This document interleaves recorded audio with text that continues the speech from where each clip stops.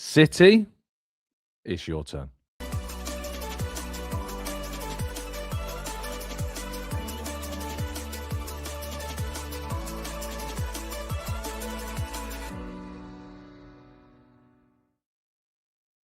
Hello and welcome to the Gooner Talk. Back again with you guys and girls for another episode of what is indeed the Arsenal Raw Reaction Show, joining you the morning after the night before, where Arsenal have beaten Sunderland 3-0 to move 9 points clear at the top of the Premier League ahead of Manchester City's trip to Anfield, where they will take on Liverpool, looking to close that gap back up once again. Aston Villa dropping points at Bournemouth, confirming their 9-point difference between themselves and the table toppers that are, of course, Arsenal. And Mikel Arteta in a very good mood, in a very good place ahead of the final just 13 more games of the Premier League season to go.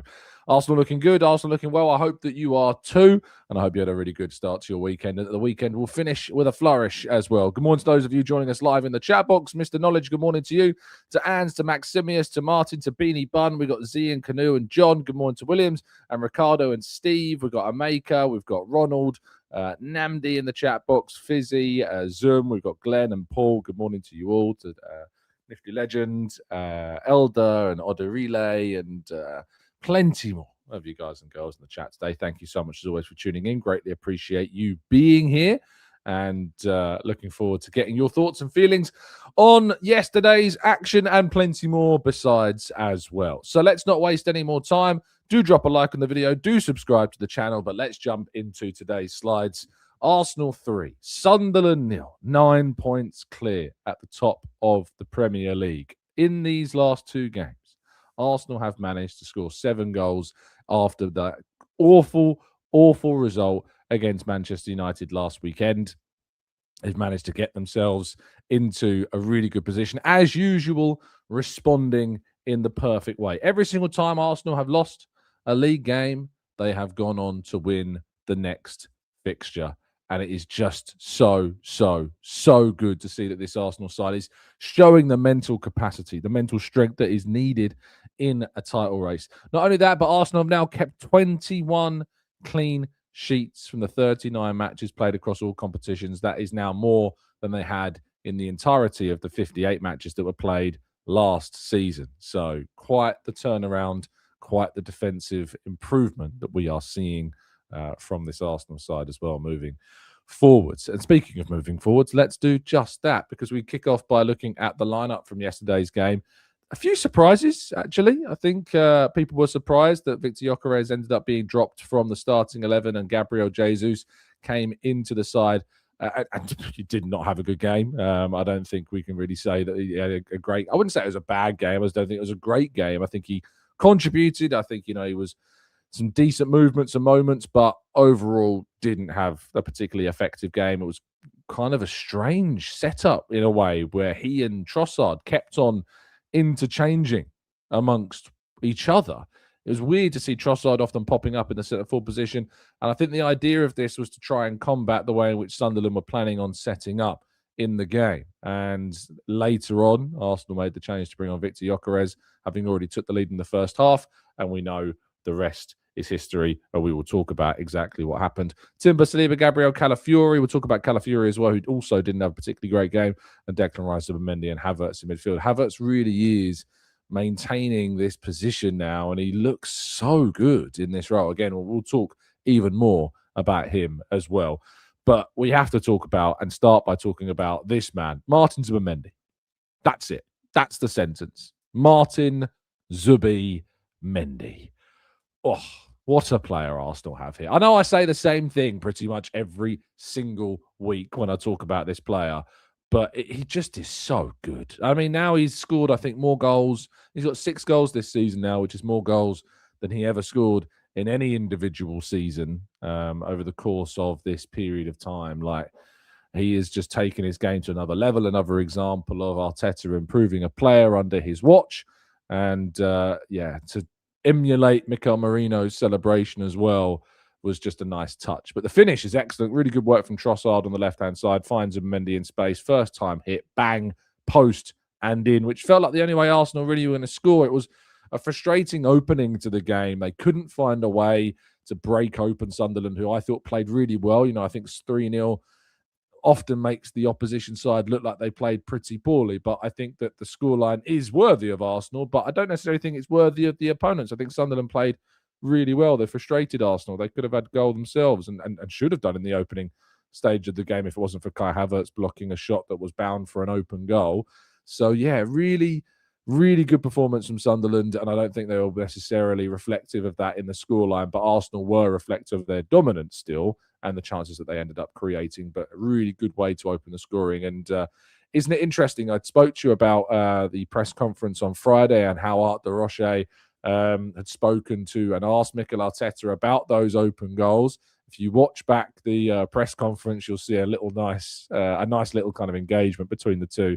Art said just on the first goal, another one from outside the box, was that, I guess, a conscious thing going on? And Arteta said, that's after our conversation, I told them, and he laughed. But Art maintained his composure to finish the question, which was Rice and Havertz as well could have had goals from outside the box. Was that something you were expecting? And Arteta said, again, it's a situation that you get with time and space. If the space is not in one place, it would be somewhere else. But as well, there were 3 really good shots. So it's a special one as well. He's contributing now to the team in a way that probably we didn't expect that much. But he really has an intuition and quality to deliver those moments in and around the box. And yeah, it's fair to say that he was very happy, as I think everybody was, with Martin Zubimendi's performance. Bit of a rusty one from Calafiori. He's obviously back in the side, starting at left back. And we know the quality of the player. We know what he's capable of. We know that he started the season in absolutely astonishingly good form. He's come back from this injury and he hasn't looked exactly the same as of yet as he did before the injury. And he's still working out. He's still getting into kind of a rhythm and a flow.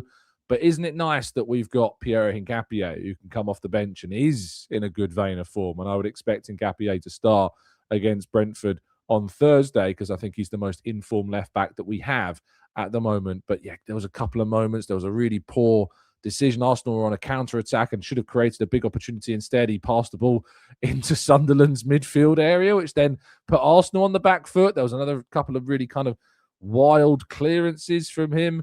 It wasn't the best of games from Calafiori. And unsurprisingly, I think Hincapié came on in the second half to help shore things up at the back. But overall, I still think it's a case of give him time to get back and find some rhythm after this injury that he has suffered. I think one of the star performers on the day, though, was Leandro Trossard. I thought he was really, really effective in this game. You know, so good at taking his man on, so good at taking the play forwards. Obviously got the assist for the goal with Zubimendi. Obviously, I know Zubimendi has to do a lot from that position, but he spots the player in space and he gives him the ball in that space, and that leads to the opportunity being created. He also was involved in the second goal in the creation of Viktor Gyokeres' first goal, finding Kai Havertz. He just kept on insisting, and Arteta's used that word a few times in press conferences before. Trossard just kept insisting and insisting, trying and trying, working the space, working the moments, and he really did manage to get into those really positive situations. And Trossard, has rediscovered some of that form that made him stand out so significantly at the beginning of the season. And I think that was really, really important to see as well. But what a player Kai Havertz is, right? Kai Havertz is, I've been saying for many weeks prior to his return, this isn't about opinions or egos or whatever, but what a player Kai Havertz is. I'm so glad he's back. And I know a lot of us were like, we can't put too much pressure on him. He's a player, of course, that needs time and needs to be given the opportunity. I think this role is really suiting him. We've never really been able to see him play that role all that often. I remember that he played that role at Newcastle in his first season, in the 23-24 season at Newcastle. You might remember that game. I think Arsenal ended up losing the game 1-0 because of the controversial ball that went off the pitch and Joe Linton fouled Gabriel and somehow they scored. But Havertz had a really good game that day. He arguably could have got a red card, to be fair. I remember he had a really good game that day and he played that right 10, right 8 position. And I really like this kind of combination that we're seeing. And he's kind of playing it's not a right 8 role. He's kind of playing as a bit of a second striker almost. And he's playing very close to the centre forward. And I think that's really beneficial for players like Viktor Gyökeres. I think Viktor Gyökeres need players closer to him to get more from him. Otherwise, he looks kind of isolated and he's not that involved in the game. But I think Kai Havertz is doing really, really well since his return, and he's already showing what we have been missing from him. And whether or not that's going to come playing as a centre forward himself, or whether he's going to continue in this kind of second striker role, I frankly don't mind, because he just needs to be in the team right now, because he is producing some really good performances. Another great assist for this man. I have never been so happy to start being proven wrong about somebody. And this is the whole point about objective analysis of players over the course of a season.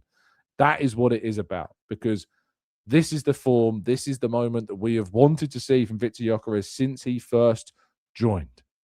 8 goal contributions in his last 8 games for Arsenal. These are the numbers. This is the return that we hoped for. And this is the player in terms of what he is producing in these kind of small moments, in these small spaces. And I think it's taken some time for Arsenal to get into a role of getting him into the right places. It's not been a service issue. It's been a structural issue, I think. He has been quite isolated. Yeah, 7 goals in 8 games, 7 goal contributions, because he's got an assist, of course, against Chelsea. 8 goal contributions in 8 games so far. He has been exceptionally effective for Arsenal in moments where he has got the ball into those positions. Not perfect, and we've talked about some of the games where he's missed those opportunities that he should be scoring. He could easily have more goals than he has right now, 100%. But the reality is that we've needed to get him into those positions whereby he can just receive the ball in a small space by the goal and just smash it in. If you want Viktor Gyökeres to do the stuff that Havertz does, or do the stuff that Jesus does and make the play, you're going to be disappointed. And we've been disappointed because, in a way, we've kind of been asking him to do that. And if you remember, we did a show, I think it was a couple of months ago, where we started talking about the idea that maybe we need to look at Viktor Gyökeres in a different way and start appreciating the things he does in other areas. And I got a lot of stick for saying that at the time. Equally, I've got a lot of stick for being critical of him as well. So it's a two-way street. But I think that we need to see him in these positions more. We need to see players like Havertz and Trossard and Madueke and Rice closer to him. And actually, Arteta spoke after the game as well about him. I actually had the opportunity of asking the first couple of questions to Mikel in the post-match press conference. First of all, obviously, you always ask about the performance, and he talked about that. But I said, Viktor gets 2 goals. That's 8 goal contributions in his last 8 games now. These are the types of numbers that people were expecting at the start, and it's taken a while to get there. But do you feel that this could be the platform now to see this more regularly? And he said yes. And I think the way he came in, but he was ready to straight away. And when he got the lineup and he wasn't in it, everyone reacts in such a way, because we know, we have experienced it every 3 days, how important the finishes are and the impact that they are having on the team, the results, and where we are at the moment as well.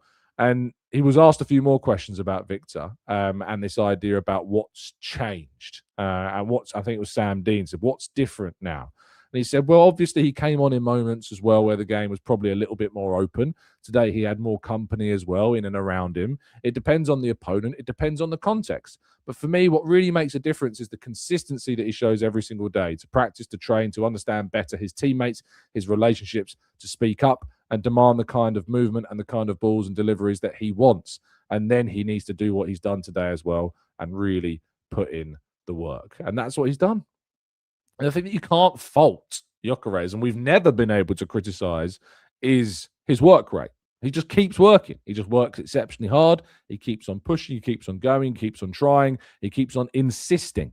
Again, that word coming up. I remember asking Arteta about that after he scored against Chelsea in the League Cup semi-final first leg.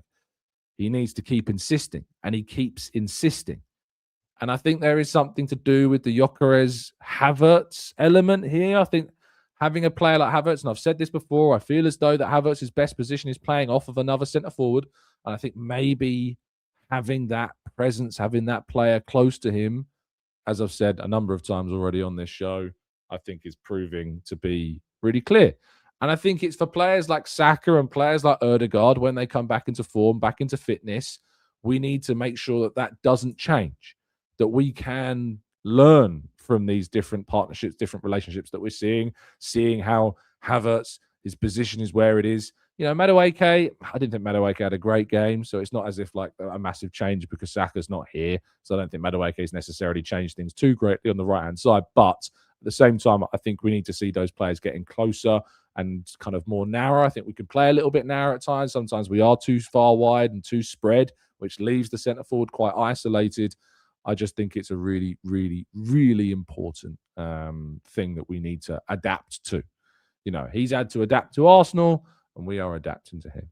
You know, and that's really, really key as well. That it's a two-way street, and you need both of them to work in the same kind of mold. And if you're Manchester City right now and you're looking at Arsenal going 9 points clear, but it's not just about Arsenal going 9 points clear, but the player who has been something of a something of kind of a stick to beat, if you like, and has been kind of absorbing so many critics and so much heat and so much content kind of satirically around him all season.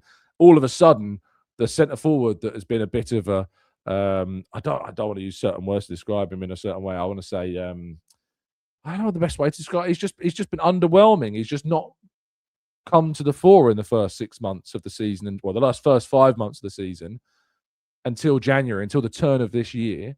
And if you're Man City and you're looking at Viktor Gyökeres now scoring 7 in 8 goal contributions in 8, that in itself is going to be a worry. That in itself is going to be imposing.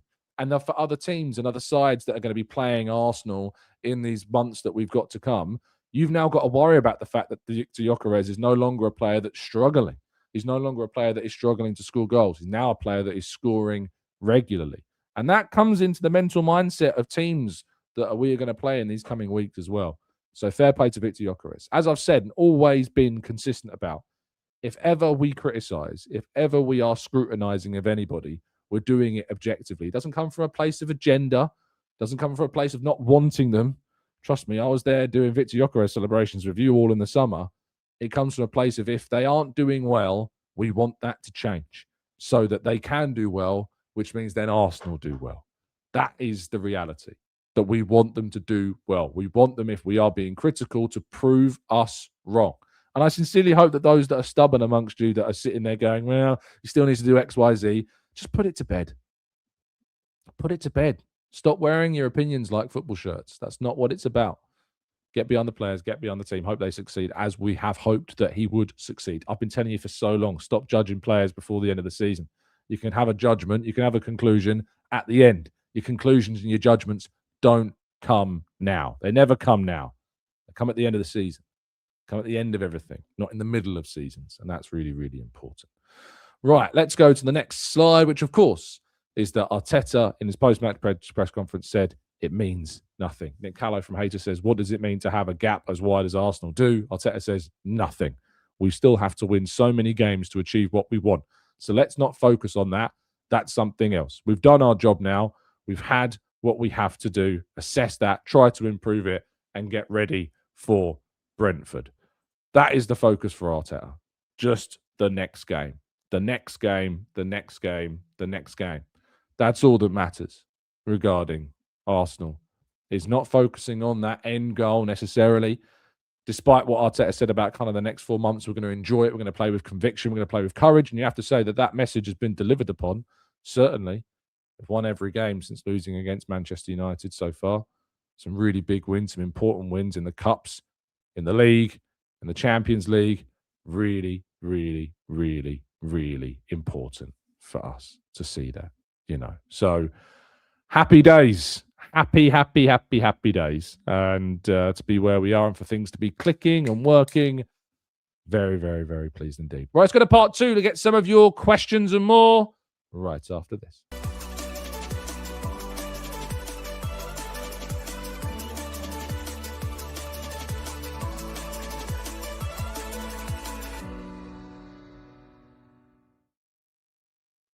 Right, this is part 2 of today's show where we're going to be jumping into the chat box, getting some of your questions, some of your thoughts, some of your feelings and more. So let's get those capital Qs into the chat box and you can get your questions in. I'll do my best to answer as many of them as feasibly possible over the next 20 minutes or so. Anish says, out of the 13 goals Gyökeres has scored, 11 of those have come when Odegaard wasn't present on the pitch. Is that true? 11 of 13. That seems absolutely madness. I think we can check that. And then we'll go on to Odegaard. I mean, to be fair, Odegaard's been injured with 4 separate injuries. That wouldn't be necessarily surprising, would it? Because he's missed quite a lot of football this season. Let's go through. So, Champions League games. Gyökeres scored 2 against Atletico Madrid. Odegaard was injured for those 2 games. He scored against Inter and he scored against Kairat. He didn't play against Inter. He did play against Kairat, but was he on the pitch for that period of time? I don't think he was he? Because I think it was the second half he came on. So that's 1, 2, 3, 4 goals. If we go into the league, his first league goal, Gyökeres, came. Why? That's weird. It's in a reverse order. His first league goal was his first league goal against. No, hold on. I'm looking at Martin Odegaard. Here we go. Leeds at home, 5-0. He came off after 38 minutes against Leeds, and Gyökeres scored his first goal on, 48. So that's 2 goals against Leeds. So what's that, 6? Nottingham Forest at home. Odegaard came off after 18 minutes, so that's 7. Everton, 65th minute. Or where was goal against Everton? I'm pretty sure Odegaard played that game. Yeah, he did. So there's 1. So one of the goals against Everton. And in the last 2 games, Leeds, he was absolutely on the pitch against Leeds because he gave, obviously, the ball to Martinelli, which then led to that Gyökeres chance. There's that one. And then 2 against Sunderland. And then in the cup competitions, Gyökeres against Chelsea scored and assisted against Chelsea. And Odegaard was on the pitch for 68 minutes. When did Gyökeres' goal come against Chelsea? It was in the 49th minute. So Odegaard would have been on the pitch. That's 3. Is that it? Was that the 14 of? Was that the 3 of? Was that the stat? Was it 3 of? Only 3 of the 14 goals or whatever that's been scored this season. As I said before, I think we said in this first part of the show, it's about the idea that we need players closer to him. And we've seen a number of times when Odegaard is on the field, he tends to kind of drop a little bit deeper. And then when we're on the ball, he's kind of played that ball out to Rice or he's played it into Saka. He's not playing those balls necessarily into Gyökeres. That's a partnership, those 2 together, that ultimately has not clicked so far. It's a partnership that needs to improve. Whereas Havertz and Odegaard seems to be a partnership that's meshing a lot better together, which is good. And Ayoad says it's also about game stage, which is very, very true. Game states are also really important. You think about the goals that Gyökeres has scored this season. Inter Milan chasing the game, Sunderland chasing the game. The goals against Chelsea as well, they're chasing the game. It's a lot more open. Arsenal are leading at those points. So it's game states as well as just not being present on the field. But it's just about building up those partnerships, isn't it? It's just about gradually becoming more familiar with one another. Callum says, please, can you clear this up? You said that you don't judge players too early. I said you don't judge a player fully until the end of the season. But you judged fully the other day, Tom. You categorically said Viktor was not good enough for Arsenal post United. I think I said I was worried that he wasn't showing the level that we needed. Could you get me the quote, Callum, or send me the minute from the show that you're referring to? That'd be great, just so I know exactly what you're talking about. But the idea is that I've been worried for a long time that he wasn't of the level required. And that's a worry that I think a lot of people have had. And that's fine to have that worry, to have that scrutiny. Up until January, I think we can agree that, his season so far had not been to the level of expectation. Since January, since the start of this year, we've really seen a massive change in form. So you can absolutely have worries. I've said this throughout the season. You can have worries. You can have concerns. You can be worried that a player is not going to be of the required level. But the point is that you don't come to a full judgment, a full conclusion about whether or not you think they should stay or go until they've had a full season, at least at the club at this point. That has been the consistent message throughout the entirety of the season. Let's go to Carl says, Tom, I don't know if you remember, but when Kanu played for us, Gyökeres reminds me a bit of him. He was so different from the rest of the squad, quite awkward and did things very differently, but he did come good. Arthur says they still need to pass to him more. Yeah, look, they absolutely can try and pass to him more. That is just, as Saka's injured, play Trossard, Gyökeres and Martinelli. I think I'd like to see, if Saka isn't fit for Brentford, I would like to see Martinelli start on the right-hand side. I'd like to see Martinelli on the right, Trossard on the left, Gyökeres through the middle. That's what I would like to see. And obviously Havertz playing behind Viktor as well.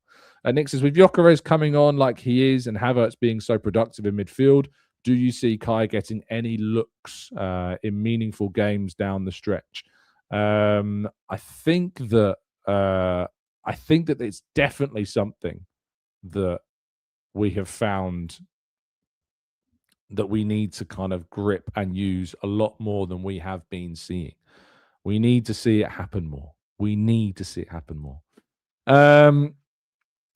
Big O says, Tom, stop lying. You said that you and your journalist friends were laughing in the last Champions League game. Yeah, I did. And we were. It was quite funny. I'm not going to lie to you about that. Absolutely. And I haven't lied. So I don't know where the lie is. So if you can't lie about something when you said I was doing something, because that would be me telling the truth. I'd be lying if I said that didn't happen. But it was. I couldn't help it. If it was kind of, if I don't laugh, I'll cry. That performance after he scored against Kairat. You know, it was a coping mechanism more than anything else. That shouldn't really offend you.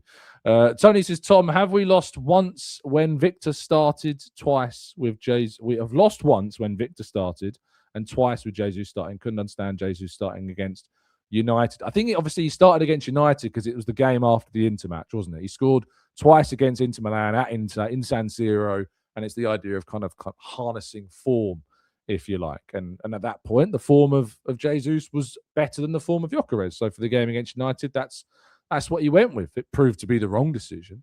But I don't think Viktor was particularly great when he came off, did he? At a bench against Manchester United either. Alex says, did you see the Romero challenge on Casemiro? I don't feel like it was any different to the Broby one. One's a red card and one's a yellow. Where's the consistency? We were all kind of watching the Spurs game in the press room before the match, and what I find funniest about this is, I don't know if you've seen Thomas Frank's comments after the game, but Thomas Frank basically says it's not really in his character. Like, he's not really a type of guy that gets sent off. And then the journalist turns around and says he's got the most red cards of any Premier League player since he arrived at the club. And he's like, oh, I didn't know that.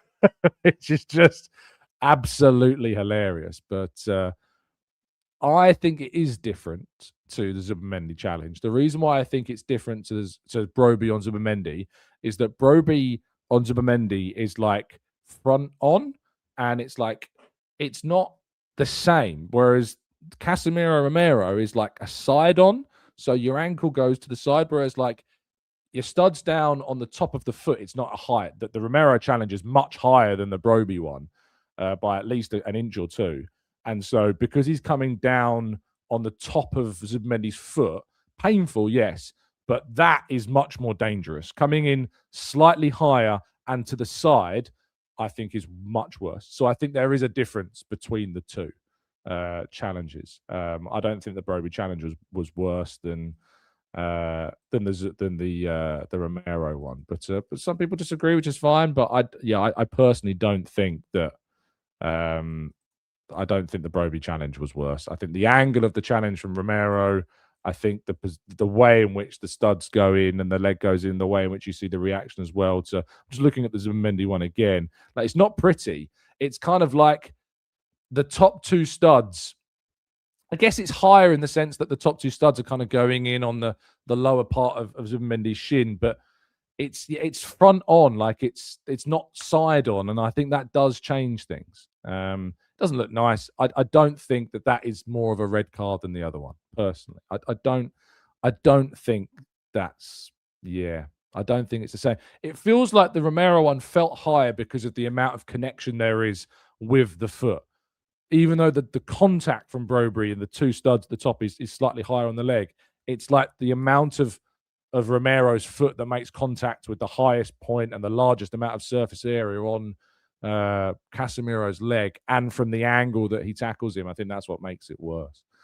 Charlie says, now I'm beginning to believe that we will win the league. 60% chance, which will rise to 65% if City are defeated today. If we win the Carabao Cup, then I will start thinking about the treble. I don't know, the percentage chance. I don't know what the Opta supercomputer is saying at the moment about the Premier League and the predictions and where teams will finish right now. Predicted finish for Arsenal is at the moment a 93.64%, according to Opta. Manchester City right now have a 4.55% chance, according to Opta, at this point in time, which is absolutely mad, and I barely even want to think about it. John says Expressions was losing his mind yesterday in his watch along. He is very funny, but also very good at what he does. Hey, look, he's got a profile, and he does it very, very well, doesn't he? Sam says, hope you're well, Tom. And I don't think that we get much praise, even if we win a couple of trophies this year. The media are hell-bent on we are the boring narrative, and rivals are just scared that we're both scarred that we are back. Yeah, look, I think we just need to focus on celebrating it ourselves, don't we? And then really giving it to them if we do it. John says, we can't get too carried away yet. City played twice before we play Brentford on Thursday, and the lead could be cut back to just 3 points before that game. It's very true. It's very, very true. Nelson says, I really liked what we saw from Madueke versus Sunderland off the ball. I don't know the numbers, but he tracked back well and won the ball a couple of times, including for the Zubimendi goal as well. Yeah, defensively, he was probably one of his better games, but offensively, I need more from him. I just need more from Madueke in these types of games. Ken says, any chance that we'll see Miles Lewis-Skelly used in the next couple of games, at least giving him the last 20 minutes?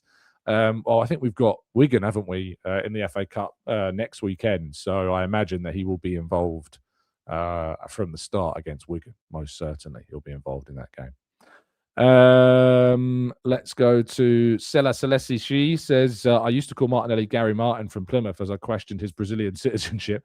I am now eating my words. Never been more happy about doing so. And that's the thing, is that people get so proud about their own opinions. You've got to learn to hold your hands up. I'm loving what Gyökeres is doing. I'm loving that he's proving all my doubts and my concerns wrong, because that's all I've wanted. That's all anyone should want. It's for if your concerns and criticisms are of Arsenal not being, or individuals not being good enough, you should be reveling when those people prove you wrong. If you've been Arteta out, which is probably the most questionable thing you could be as an Arsenal fan over the last few years, but if you have been, you must be reveling in him proving you wrong this season. Absolutely reveling in him in proving you wrong this season. You should be enjoying it, because it means that Arsenal are doing well and Arsenal might be going on to win something, which is absolutely fabulous. So, yeah, I could not be happier that Gyökeres is making me look a fool for having concerns earlier on. I could not be happier seeing that happen. Anish says, Havertz made an important interception in the first half. Otherwise, we may have gone 1-0 down. He was important in both halves. Absolutely. Lee says, Tom, do you think Spurs are in danger of being drawn into a relegation battle? I don't think so. Similar to last season, I think the teams at the bottom are just too bad. They've got Palace and Leeds and Forest between them and the drop and West Ham as well. So, yeah, I just don't see it. I just don't see it. I mean, the gap is just 6 points. But again, and Palace do play today against Brighton. So maybe, but I just can't see it. You have to remember that those teams down the bottom of the league don't tend to pick up too many wins. So the gap, even if it's 6 points, is a bigger gap than Arsenal's gap to Man City, for example, because City are far more likely to pick up wins than the teams below Spurs right now. Cam says, massive respect for that. You did say at the time you wanted to be wrong. That's it. Look, if I'm being critical, if I'm scrutinising, if I've got an opinion that's quote unquote negative about Arsenal, all I want is for that to be wrong. All I want is for that to be proven to be incorrect, because that is for the betterment of Arsenal always. It doesn't matter what I think. All that matters is that Arsenal win and do well and win stuff. That is all that matters. Doesn't matter. I'm just some random bloke spouting a load of nonsense online at times. All that matters is Arsenal. That is all that matters. And says, have you seen the stat that out of the top two teams in the past 6 to 7 match weeks, the one that goes second has not won a game? No, I haven't seen that. Some great stats coming from you guys today. So in the past 6 to 7 match weeks, the team that goes second has not won a single game. Crazy. That's absolutely mad. Finney says, I think Leeds have been pretty good. Forest and Palace can turn it around. West Ham picked up 3 points. I'm backing them to go down. It would be quite a story, wouldn't it? Mikey says, I want to see Viktor go on now and be the goal machine that we signed. His character and application since he arrived has been exemplary after the criticism, which was close to ridicule. Well done, Viktor. Amira says, the only thing better than proving someone wrong is proving yourself right. always believed in Viktor Gyokeres. The only thing that's better than being proven wrong is if you're right about something that's good. That for me is the only thing that's better, is if you're proven right. Mikel Arteta, for example, has proven a lot of us right over the last few seasons, that we were right in the end, to be like, no, he needs to be given the seasons, he needs to be given the job, he needs to be given the time, he needs to be given the backing. And he is proving that very much right and making other people look rather silly, just like I look a little bit silly about Viktor Gyökeres, and I am loving it, reveling in it. Arsenal CS80 says, did you see Romano linking us with Morgan Rogers? Rogers has been a player that's been on Arsenal's radar before. He was on Arsenal's radar during the summer. Arsenal instead decided to go for Eza because it was a more achievable deal. But yeah, he's a player that Arsenal have been keen on for quite some time. Sam says, it just proves that pressure does make diamonds. And I was questioning Martinelli, but I'm glad that he is proving me wrong. Trossard was amazing too. Roy says, Tom, have you seen the stat that Arsenal are 9 points clear? Great stat. Wonderful stat. Soup says, Odegaard isn't playing well at the moment. Are people wrong to criticise him when he plays well? Is it going to be, I knew he'd come good, you were wrong to criticise? If the player's not playing well, then you say you're not playing well. It really is that simple. And that's fine.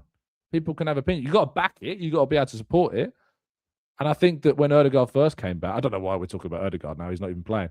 But Odegaard, obviously, when he first came back from his injury, 3 goal contributions in 3 games, had a bit of a dip. His last game for Arsenal was excellent. At Leeds, when he came off the bench, involved in the Gyökeres goal, sets up the Jesus goal. His last performance for Arsenal was excellent, Odegaard. So if we're going off of what happened the most recently, the last example that we've got of Odegaard is a really, really good performance. So yeah, strange Odegaard's name's coming up a lot now. Maximilian says, Tom, any update on Trossard's injury? Was it just cramps? We don't really have any insight, sadly. No one asked about it after the game. All the focus was kind of on Viktor, and quite rightly so. So we have a press conference on Wednesday, so hopefully we'll hear something. Hopefully it's nothing too bad. Nick says, Tom, is it Kai, Eza, or Odegaard as our third midfielder in a must-win game? Right now it's Kai. It has to be Kai, isn't it? I think you'd have to be mad to pick anybody other than Kai to play the 10 role at the moment. He's the most in form. He's the most impressive. And I think we are at our best at the moment when Kai is playing the 10. 100%. Stargate says, Tom, have you ever interviewed a player wearing a really good cologne that you had to ask him what it was? No, I've never ever done that. Tend to interview players after they've just finished a game and run like 10 kilometers. So tend not to be able to smell their cologne after games, to be fair. Callum says, what is your favorite interview watch this season? Rodri, for me, it had me in tears. The man should have been sent off. Yeah, I mean, Rodri is up there. I think that Thomas Frank one from yesterday is up there as well. And Mikel's done some really important stuff. Arthur says, Tom, hand on heart, don't you think that we weren't fluent yesterday simply because we didn't play through the middle? I think someone asked me, what did you think of the performance? And I said, I don't think we played like amazing. I just think we were very efficient. But I think that's been the story of the season so far. It's been the story of the campaign. Arsenal haven't been great in every game. But what they have been is they've been defensively solid in pretty much all the games they've played. And they're being pretty efficient. They're just efficient and grinding out results. And in a tenacious and, attritional season, that's what you just need to do, is you just need to grind out results, grind out wins, grind out goals, stay defensively solid. And if you have that defensive bedrock, you've got a great chance of picking up loads of points. And that's what Arsenal are doing. And the thing is, the teams behind us, Villa, City, they don't have that defensive might that Arsenal have got. They are fallible. They are gettable. Villa have got the advantage of playing against teams that try and attack them more than teams that attack City and Arsenal. They're very fortunate. They've got a kind of rhetoric around them that, the XG numbers and the fact that they're playing against teams that have pretty high lines because they think they can be got at. They're a bit of a surprise package. Arsenal and City don't have that. But both City and Villa are much more defensively fallible than Arsenal are. So, yeah, all we can say now. And, Arsenal have now joined City as the highest goal scorers in the league. And if Liverpool manage to win this game to nothing today, Arsenal will remain, after 25 games, the joint highest goal scorers in the Premier League this season. Not bad. So is there a stat for shot power? Because opposition keepers get a hand on Gyökeres' shots, but they still go in.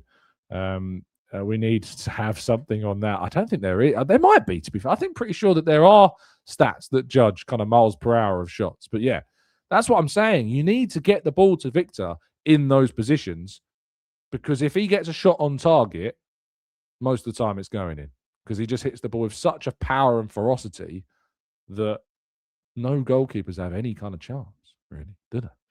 Nick says, Tom, do you ever get a chance to ask questions to the opposition managers? Yes, sometimes. If I think there's a relevant question to ask, and I'm in there. If the opposition manager comes out first, I'll do sometimes, but usually if Arteta comes out first, I'll do that press conference and then I'll hop out to write up the transcript. Unless there's a really big talking point that I think I need to be in the press conference for, then I will, but otherwise I won't. John says, what has happened to the 115? It's still ongoing, mate. It's going to be ongoing a long time. Chris says, as I pointed out several times before, Gyökeres began to hit form before he was injured. He regressed after his injury, but once again, he is now hitting form. 20 goals in all comps, now achievable. Yeah, I mean, if you look at his numbers this season now, 13 goals in 32 games this season. So he's still not better than a 1 in 2. But between now and the end of the season, we're going to have at least, I think, 20 games, at least. Can he get 7 goals in 20 games? Yeah.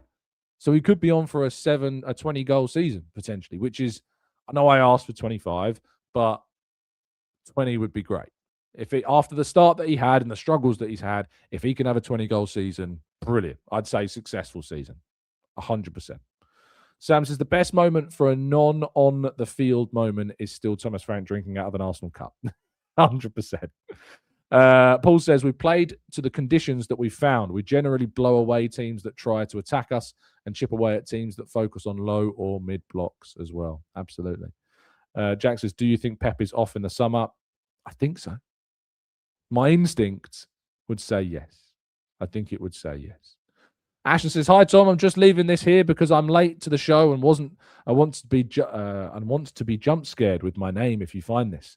Love the content. Well, there you go, Ashton. There's your jump scare. Money Motivated Boss says, negative comments kills confidence, Tom. How does that help in any way?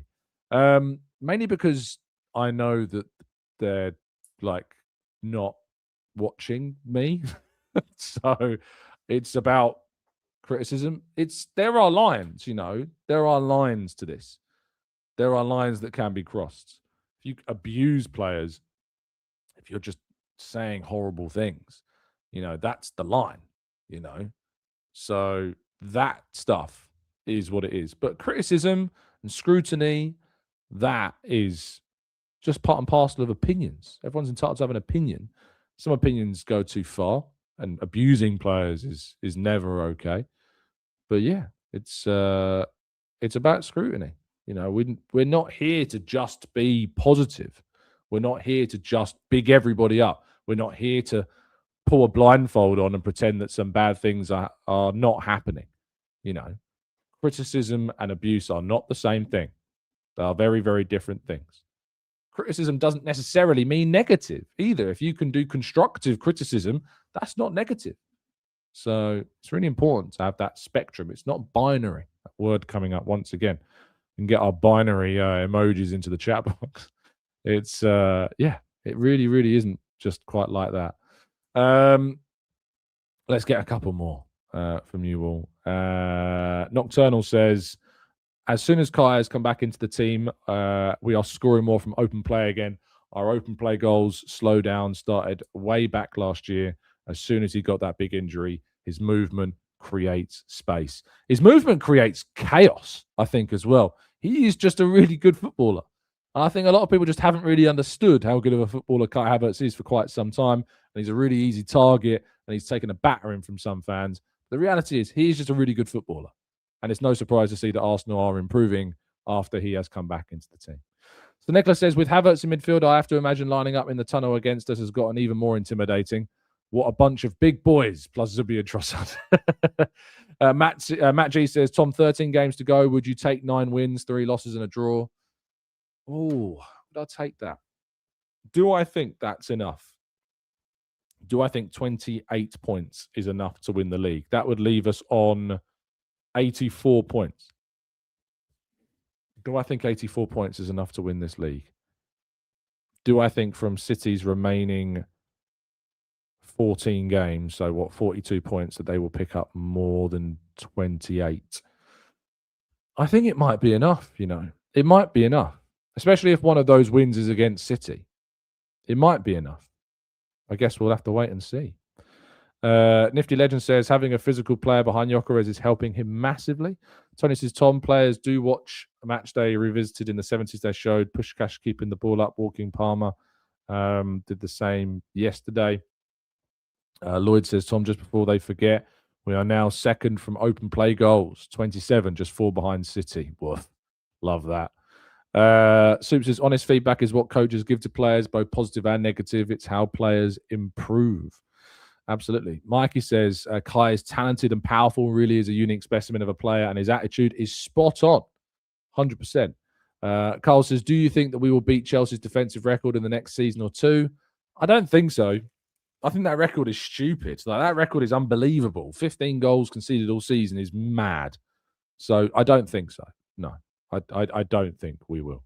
We've conceded 17 in 25 games, and this is the best defense that we probably one of the best defenses, mate. It's up there with the best of all time. So it's definitely in the realms of your Adams and Bolds and Winterburns and Dixons and Campbells and Tourés and Lourens and Coles. It's in that bracket.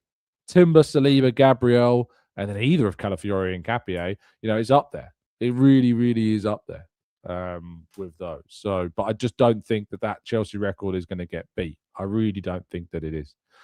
Sam says, it's like any other workspace. It's just highlighted more because they're on TV. If we all had someone film us at work, we would be criticised in good and bad ways. Exactly. Look, there's as I've always talked about, there's a spectrum. In the middle is the neutral side. Here you've got your praise, and here you've got your criticism. And then the spectrum keeps going, because beyond the praise is toxic positivity, which is a space you should never get into. And on this end of the spectrum is abuse. And again, you should never cross over into that. So in anything, you've got this spectrum of opinion, from neutral to praising to criticizing to toxic positivity to abuse. And as long as you stay within that realm of praise and criticism and you don't go beyond those boundaries, then you're sweet. Then you're absolutely sweet. So stay within those confines. If you want to be neutral, if you want to say, I don't know, that's also really, really, really good.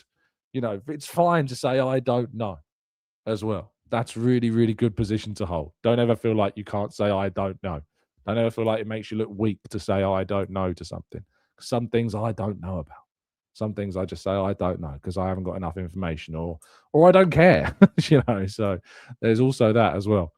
Thomas says, did you hear that Owen Goal transferred to Fulham for one game and scored on his debut? Hey, look, we nearly got one. I think it was it Lafay or Hume? I think it might have been Hume, actually, just smashed a Madueke cross over the bar. I really thought that was heading in the back of the net. I thought we were going to get another one. I really did think we were going to get another one. John says, is Max Dowman on the mend, and when is he likely? Weeks is what we're told. So maybe end of Feb, start of March. Hopefully he'll be back. ZZZ Lax says he should be back in training next week, I believe. Fingers crossed. Hope you're right. Sam says it's about being honest and not just deflecting because it's not what you want. Exactly. It's about being honest about what your opinion is. And as long as it's in that range of praise to criticism or neutral, and you're not crossing into toxic positivity and you're not crossing into abuse at the far extreme ends of that spectrum, you're fine. You're absolutely fine. Gunnar says, I'm so grateful that Odegaard is out of the team at the moment. We look so much better. I always find those comments a bit strange, I'll be honest with you, because obviously Odegaard has been such an important part of this Arsenal squad and the rise, and obviously has been so important to some big wins that we've had this season as well. It's always strange. Always find that a bit odd. I don't think you should ever be pleased when a player that didn't play is not there and we're winning, because especially when they've done some really good things for you. I find that odd behaviour. I think that almost is crossing into that toxic side of things.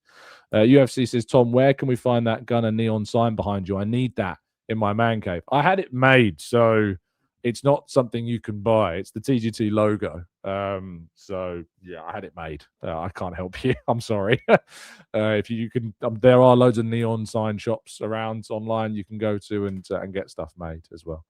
Thomas says, I feel that Ødegaard is vital. He's no doubt vital to this group as captain, as an important part of certain games. Certain game states will suit Ødegaard better than they'll suit Kai, or they'll suit Eza better than they suit either of those two. There'll be certain games where Ødegaard is important. But at the moment, he is the current scapegoat. He is the current scapegoat for this team, is Martin Ødegaard right now. And frankly, that's embarrassing that some people are scapegoating him because, as I say, his last performance for Arsenal was really good. So it's funny how, like, we're just skipping over that fact. He's had some poor performances this season, but he's also had 4 separate injuries this season and 2 big ones last season. And I think that's certainly come into it. But at the moment, Kai is our starter, and Kai should be our starter, and it really is as simple as that. Pelzer says, some fans think that Ødegaard and Saka out is making Gyökeres better and he'll score more. Why can't they just support all of the players? It's not harsh to say that you think somebody should start over somebody. That's not harsh. If you think Kai should be starting, if you think Noni should be starting, if you think Martinelli should be starting, that's not harsh. There's nothing wrong with that. That's just your opinion. If you're glad somebody's not playing, that's a bit strange. That's a bit odd. That's taking it into kind of the toxic side of things. But, at the end of the day, I think players like Ødegaard are really, really important. I think Saka is our starting right winger. I don't think there's no question about that. I don't think there's any question about that at all. He's much better than Moni Madueke has been this season, and he's not had his best season, and that's quite telling as well. I need more from Noni, and I don't think I'm starting Noni on Thursday. I think I'm starting Martinelli myself on that right-hand side for that game. He had a great game at Leeds, Noni, but last couple of games he's been quite quiet. I need more. I need more from him. Sixes, Martin Ødegaard is a 2-time Arsenal Player of the Season winner. Sure, he may not be as effective as before, and that's fine because oppositions obviously have studied him and find solutions against his strengths. It's now up to Ødegaard and Mikel to solve that. Same for Saka. Really well put. Really, really well put. Isoa says, was there any bust-up between Gyökeres and Saka? I remember the goal against Inter. No, there's absolutely nothing. It's football. People read far too much into things like that. Far, far, far too much into things like that. And says, Tom, is Nkapie's loan with an option to buy or an obligation? It's an option where there is an understanding that it will be made permanent. So it's like an obligation in inverted quote marks. It's not an obligation, but it effectively is. It's an option that will be activated to our understanding. Gunnar says, call a spade a spade. He has been good enough. That's weird. Maybe there was a typo. Chris says, enormous praise to Kai for going out of his way to create chances for Gyökeres, a real teammate. Kai's been a great team player for Arsenal. UFC says, do we think that Ødegaard is clearly still that must start when fit? No, I don't think so. Not at the moment. I think because he doesn't start right now over Kai. Kai is absolutely our current starter.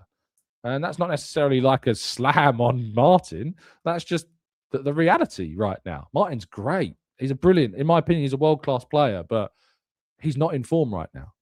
And he's not showing that form on a consistent basis. His last performance was good, but Kai is the starter right now. Kai is the best informed player for that position for us right now.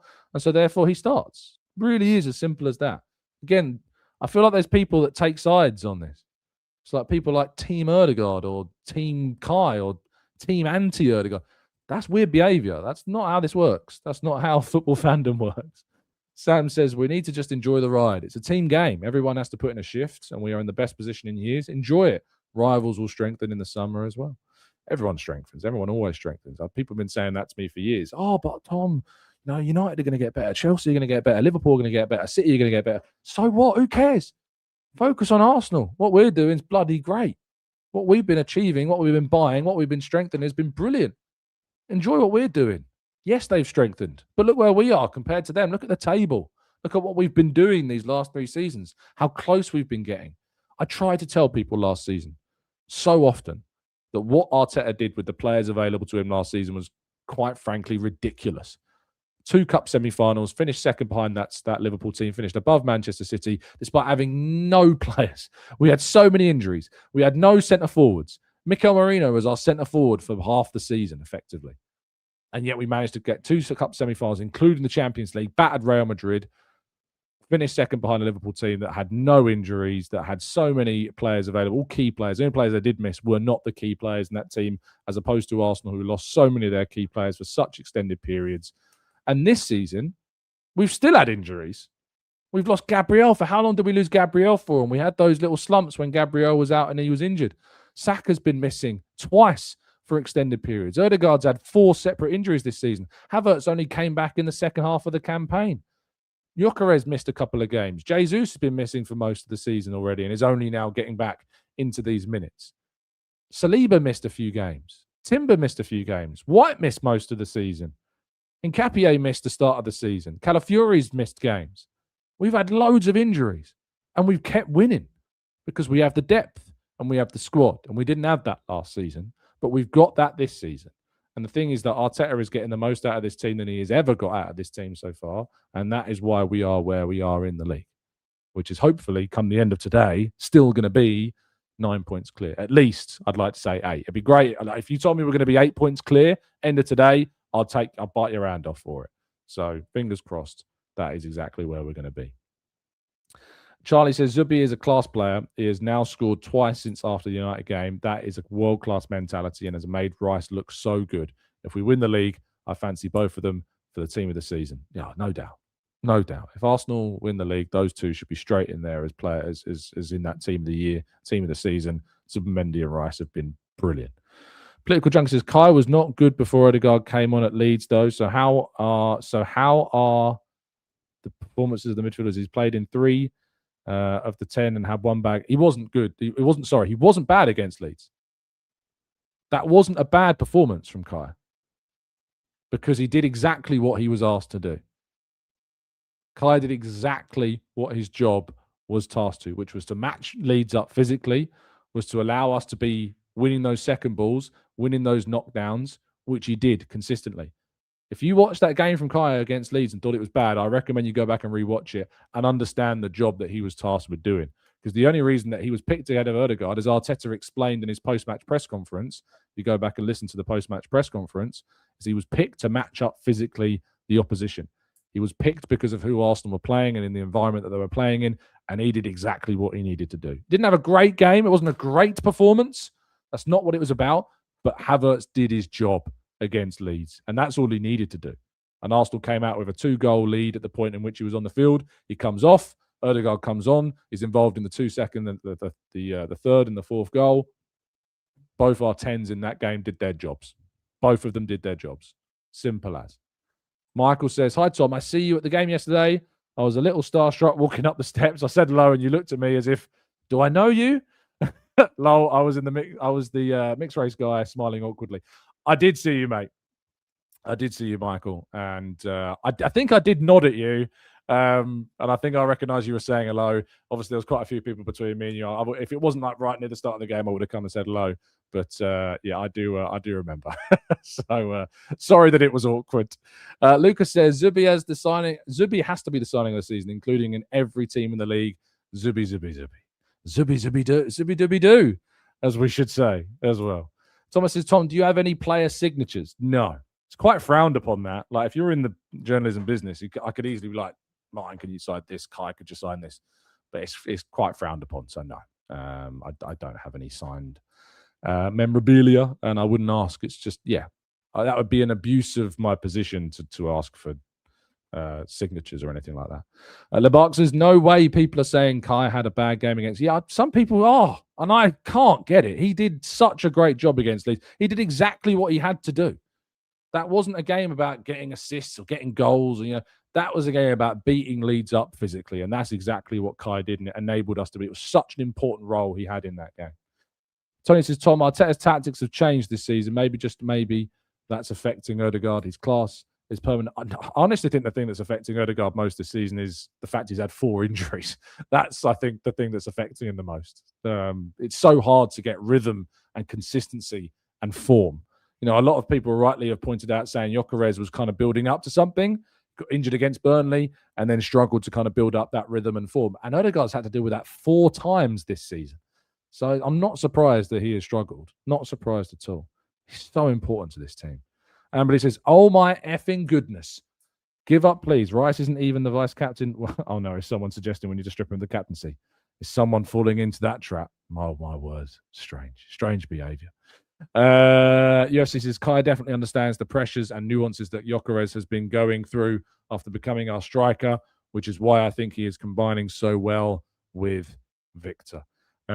He kind of gets that position because it's a position that he was familiar with when he played for Bayer Leverkusen, playing that right side attacking midfield role.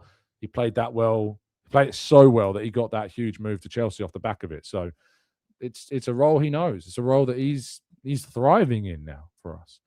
And what I love about Havertz's reality is that he's still so young. He's only 26 years of age. He'll only be 27 at the end of this season. He's younger than Rice, right? So we've got a lot still to come from him. Boyce says it's 2026, guys. Saying someone did well isn't the done thing. They either had the best game in the world and we should win the Ballon d'Or, or they were the worst player to have put the boots on and should be sold. Yes, that's how social media works in 2026. Alpha says, whenever this is no Odegaard, Arsenal play free-flowing football where everyone is involved in creating goals. Let's play since we're winning.